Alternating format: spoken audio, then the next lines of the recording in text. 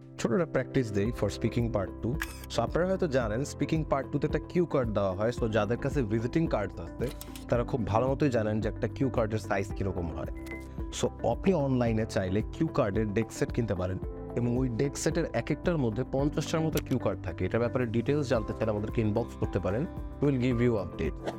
ওই Q card use করে আপনি এভরিডে 5টা কিউ কার্ড সিলেক্ট করবেন অ্যান্ড প্রত্যেকটা কিউ কার্ডে 1 মিনিট প্রিপারেশন টাইমের জায়গায় you can use 2 minutes.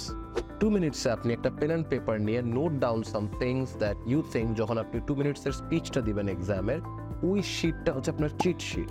Use that cheat sheet and speak, record this audio and প্রত্যেক দিন এরকম 5টা করে topic for the next 5 days করার পরে এবার নিজের অডিওসগুলো লাস্ট 5 ডেজের শুনে দেখেন। শোনার পরে নিজেই মেজার করেন যে কোন কোন জায়গায় আমি আমার পোটেনশিয়াল ইউজ করে একটু হলেও ইমপ্রুভ করতে পারতাম।